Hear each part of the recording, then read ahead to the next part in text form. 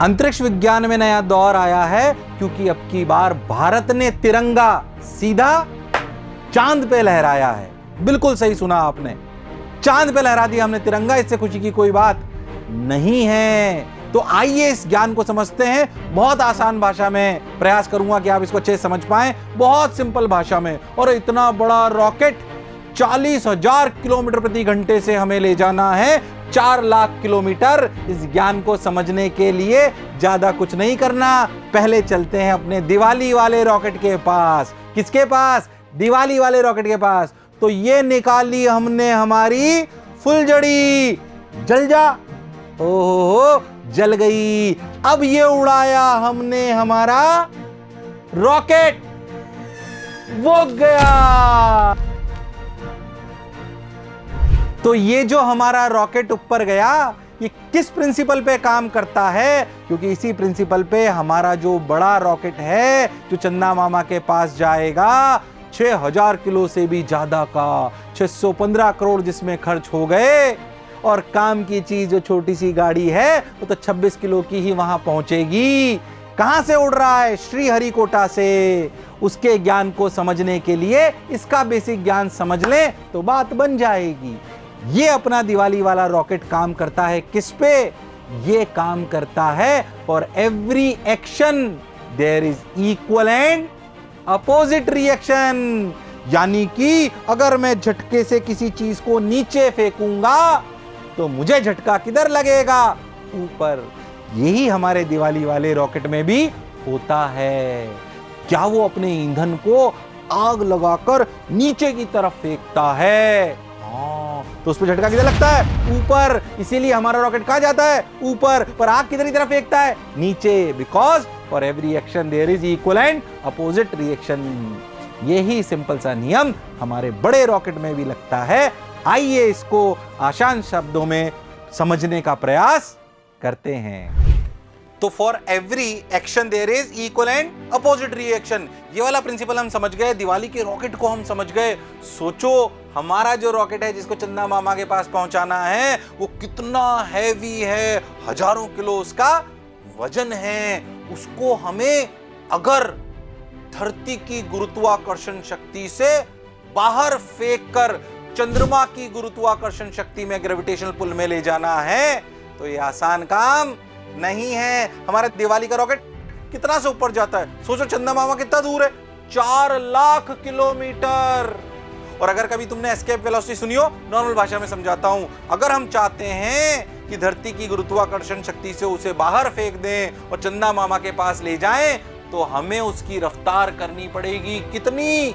40,000 kilometre प्रति घंटे के आसपास। ओ माय गॉड, कितनी? 40,000 किलोमीटर प्रति घंटे के हिसाब से। इमेजिन करो, तुम कार में बैठते हो, कभी कार में बैठे जो 100 किलोमीटर या 110 120 किलोमीटर प्रति घंटे की स्पीड से चल रही हो। हाँ सर बैठे। कितनी तेज लगती है? हाँ सर। कितना बड़ा इंजन लगाना पड़ता है उसमें स्पीड पे लाने के लिए? अरे हाँ, सोचो 40,000 किलोमीटर प्रति घंटा स्पीड अचीव करना इतना आसान काम नहीं है। और चलना भी कितना है? 4 लाख किलोमीटर। तो सोचो कितनी ज्यादा अपने को ईंधन चाहिए, कितना ज्यादा अपने को नीचे आग लगानी पड़ेगी, तब जाके for every action there is equal and opposite reaction से हम ऊपर जाएंगे। हाँ सर, बात तो आप सही कह रहे हो। इसलिए जो आपको इंजन पास में दिख रहा है, दिख रहा है रॉकेट पास में दिख रहा है ना? इस रॉकेट में देखो, दिख रहा है 2 साइड में बूस्टर लगे हुए हैं। हाँ सर, बीच में भी एक दिखा हुआ है। अरे हाँ, ये साइड में बूस्टर लगे हुए हैं ना, इन्हें बोलते हैं S200। नाम हम छोड़ो, अपने को क्या लेने देना। अच्छा, ये बूस्टर वही है? मोबाइल गेम में खेला होगा भी, बूस्टर एकदम से ताकत आ जाती है गाड़ी में। हाँ, ये वही वाले हैं। पहले समझो कि 40,000 किलोमीटर प्रति घंटे की रफ्तार भी अचीव करनी है और 4 लाख किलोमीटर भी जाना है, तो बहुत सारा इंजन चाहिए। तो भैया 2 बूस्टर साइड में लगे होते हैं, इन्हें क्या बोलते हैं? S200। हो। और बीच में जो दिख रहा है आपको, बीच में दिख रहा है? हाँ, बीच में दिख रहा है, उसे बोलते हैं LV-110। फिर नाम है, छोड़ दो।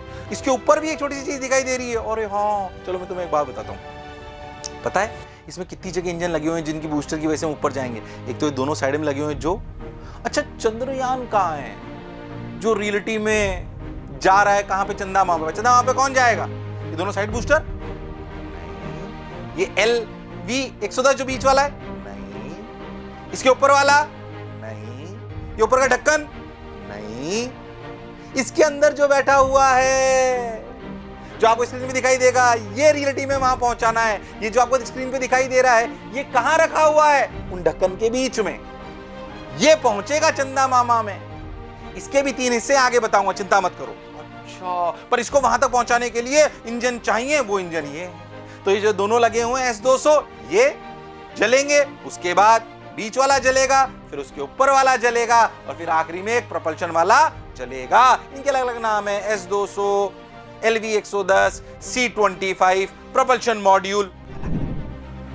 तो ये जो S200 हैं, जिनमें आग लगी और पूरा इंजन, हजारों किलो का इंजन अपना ऊपर जाने लगा, रॉकेट अपना ऊपर जाने लगा। कब तक गया? क्या इनकी ईंधन की एक सीमा है? हाँ बिल्कुल है।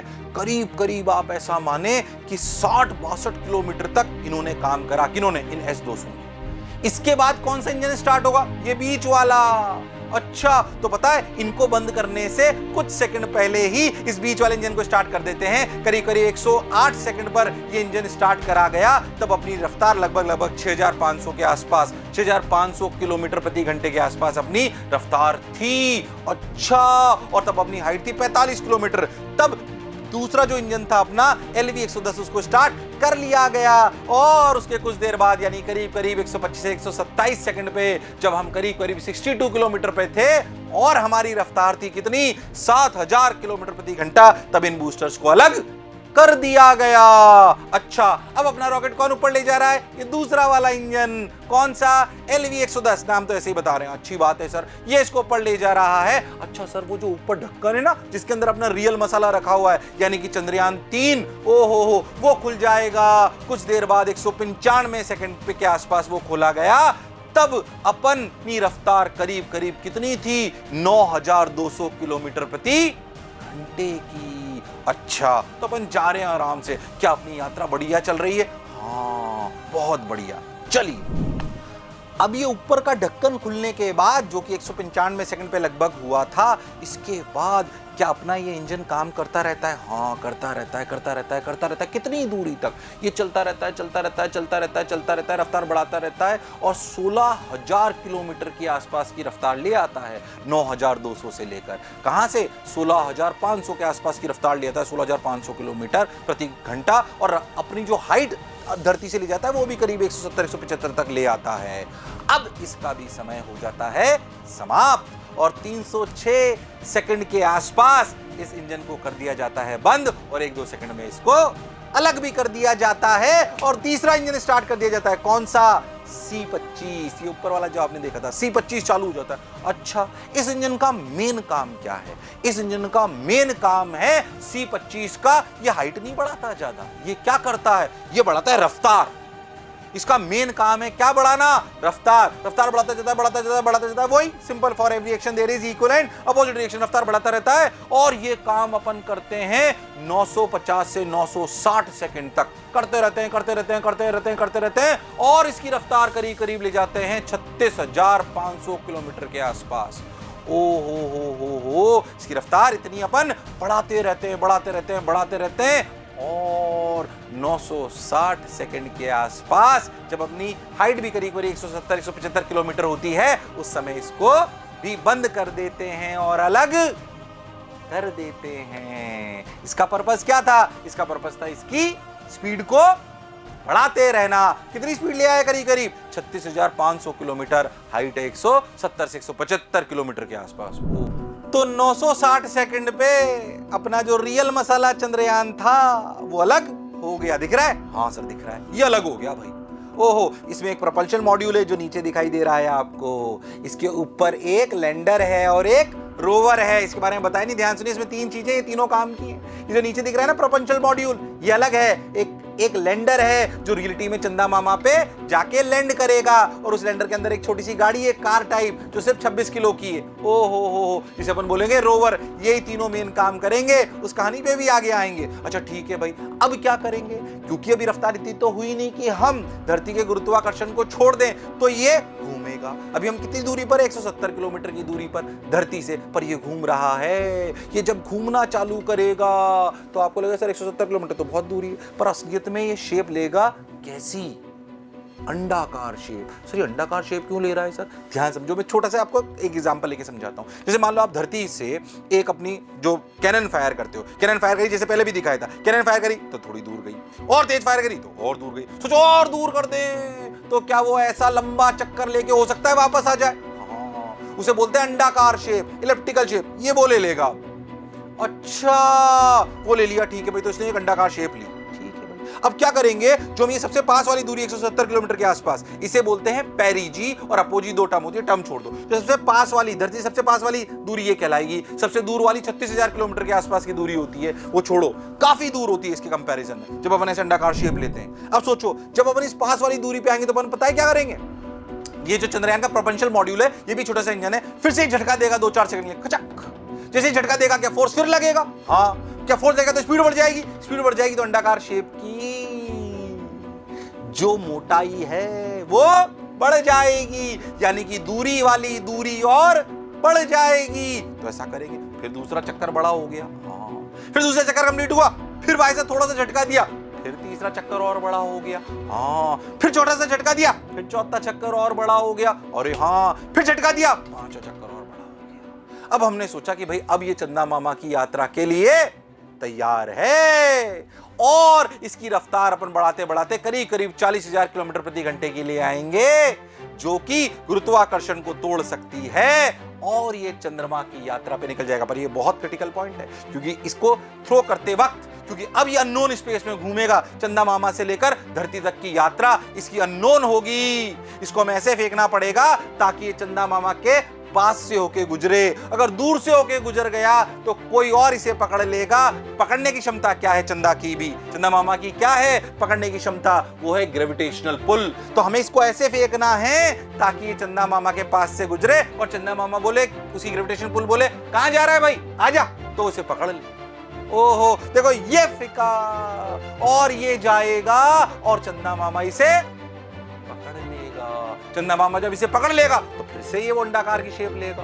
अरे हाँ, पर क्या इसकी रफ्तार बहुत तेज है? तो ये चंदा मामा के आसपास जो अंडाकार शेप होगी, ये बड़ी होगी कि छोटी होगी? बहुत बड़ी होगी सर। पहले जो काम ये धरती पे कर रहा था, धरती के गुरुत्वाकर्षण की वजह से, अब ये काम इसे कौन पकड़ लेगा? चंदा मामा। अब क्या वो इलिप्टिकल शेप बहुत बड़ी होगी? हाँ सर। अब क्या करें? पर हमें सोच के देखो, हमको इतनी रफ्तार इसलिए लानी थी ताकि हम चंदा मामा तक पहुंच सकें, अपनी धरती से अपना चंगुल छुड़ा सकें, और हाँ, पर उसके चंगुल में जा सकें। हाँ सर, ये बात तो आपकी बिल्कुल सही है। अब क्या करें? ठीक है, तो अब क्या करें? अब उल्टा काम होना है। अब क्या हमें चंदा मामा पे अगर लैंड करना है तो हमारी रफ्तार घटानी है। अब प्रक्रिया चालू होगी ब्रेक लगाने की। अभी तक तो स्पीड बढ़ा रहे थे इंजन, अब क्या लगाएंगे? ब्रेक। तो ब्रेक लगाने के लिए फिर इंजन चाहिए। सर उड़ाने के लिए इतनी रफ्तार बढ़ाने के लिए तो इतने सारे इंजन लगाए थे आपने, ब्रेक लगाने के लिए छोटे से इंजन से काम चल जाएगा? चल जाएगा, क्योंकि अब क्या अपना वजन बहुत कम हो गया है। बाकी सब तो निकल चुके हैं, अपने वजन बहुत कम हो गया, तो क्या छोटी गाड़ी को लगाने के लिए छोटे से इंजन से काम चलेगा ब्रेक लगाने के लिए? हाँ, अब करेंगे कुछ नहीं। जैसे सोचो, अगर मुझे इधर स्पीड बढ़ानी है, ऐसे स्पीड अगर बढ़ानी है, तो क्या मैं अपने ईंधन को की आग को इधर फेंकता हूं तो क्या मेरी स्पीड और बढ़ती है? पर सोचो, अगर मेरी स्पीड इधर ही है और मैं अपने इंजन की आग को इधर ही फेंकूं तो क्या फोर्स पीछे लगेगा? क्या बल पीछे लगेगा? तो क्या मेरी स्पीड घटेगी? हाँ, यही अब वापस अपना प्रोपल्शन मॉड्यूल करता है, और धीरे धीरे जो अपना जैसे धरती पे करा था इसका उल्टा काम करता है, ब्रेक लगाता है और धीरे धीरे उस गोले को छोटा करता है। दिखाई दे रहा है? धीरे धीरे उस गोले को छोटा करता है, छोटा करता है, करता है, और लगभग 100 किलोमीटर के रेडियस में खुद को सेटल कर लेता है। अब सेटल करने के बाद जब वो 100 किलोमीटर के रेडियस में सेटल हो गया, अब क्या होगा? अब धीरे से वो जो मैंने बोला 3 चीजें उसमें, प्रोपल्शन मॉड्यूल और लैंडर के अंदर कौन है? रोवर, जो क्या अपने चंदा मामा पे घूमेगा, तो चंदा मामा की धरती को कौन टच करेगा? लैंडर और रोवर। तो ये प्रोपल्शन मॉड्यूल क्या करेगा? ये प्रोपल्शन मॉड्यूल क्या उसके चक्कर लगाता रहेगा। हमारा जो चंद्रयान 2 था ना, वो चंद्रयान 2 का जो प्रोपल्शन मॉड्यूल था वो तो अभी भी घूम रहा है, पर वो जो लैंडर था ना, वो जब धरती पे टकराया, यानी कि किसकी धरती पे? अपने चंदा मामा की सरफेस पे टकराया, तो उससे हमारा संपर्क टूट गया, शायद वो तेज गिर गया था। ये समस्या हुई होगी। असली समस्या कहती है तो हम ढूंढ ही नहीं पाए, क्योंकि संपर्क टूट गया था। इस बार भी वो क्रिटिकल टाइम है, 23 अगस्त को। अच्छी बात है। अब जब हम उस पे क्या करेंगे, वो जो अपना प्रोपल्शन मॉड्यूल है उससे वो लैंडर और उसके अंदर जो रोवर है वो दोनों अलग हो जाएंगे। हो गए देखो। हाँ, और धीरे धीरे उस वो जो लैंडर है ना उसके अंदर भी छोटा सा इंजन है। जैसे आपने देखा हो तो वो जो एलॉन मस्क के जो अपने जो रीयूजेबल रॉकेट उसमें क्या होता है, वो ऐसे जब वो लैंड कर रहा होता है रॉकेट तो भैया वो ऐसे धक्का मारते हैं नीचे, ताकि अगर वो तेजी से आ रहा हो तो उन पे फोर्स कहां लगे, ऊपर, तो उनकी रफ्तार धीरे हो जाए। यही हमारा लैंडर करेगा।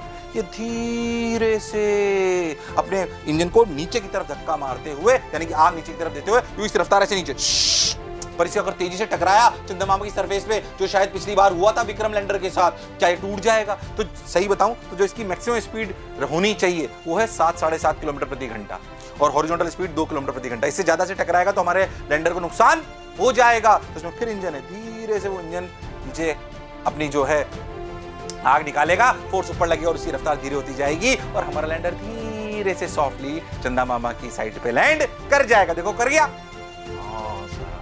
ऐसे करेगा। अब देखो चंदा मामा पे कौन है, हमारा लैंडर। हाँ, उसके अंदर कौन है, हमारा रोवर, छोटी सी गाड़ी 26 किलो की, ओहो, और 100 किलोमीटर के पे चक्कर कौन काट रहा है, प्रोपल्शन मॉड्यूल, जो भी अपने से संपर्क में रहता है। ये प्रोपल्शन मॉड्यूल ही है जो हमारी धरती से संपर्क करेगा, और लैंडर किससे संपर्क करेगा, रोवर से। रोवर से जो जानकारी मिलेगी वो लैंडर लेगा, वो अपने प्रोपल्शन मॉड्यूल जो घूम रहा है उसको संपर्क करेगा और वो हमारी धरती से संपर्क करेगा। ऐसे डेटा हमारे पास आएगा। अब देखो इस लैंडर के लैंड करने के बाद, ओहो बहुत आनंद आया।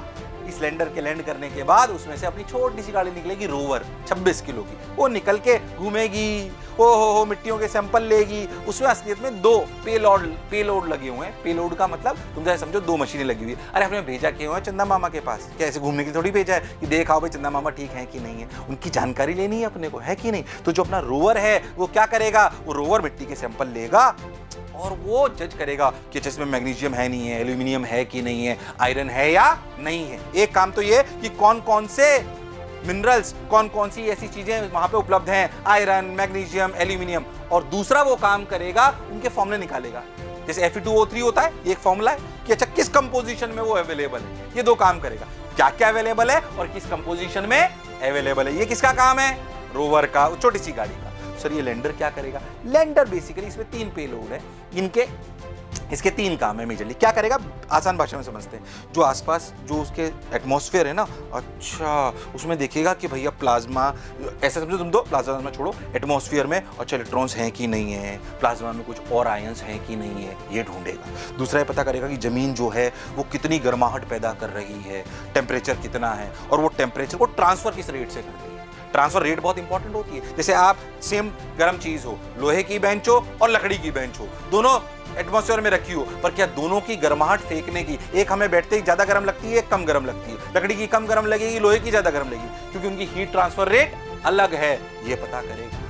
तीसरा पता करेगा कि वहां पे सिस्मिक एक्टिविटीज कैसी हैं, मतलब भूकंप के क्या चांसेस हैं, टेक्टोनिक प्लेट्स पे क्या अरेंजमेंट है, कितने टाइम में भूकंप आने के चांसेस होते हैं। ये 3 काम कौन करेगा, लैंडर।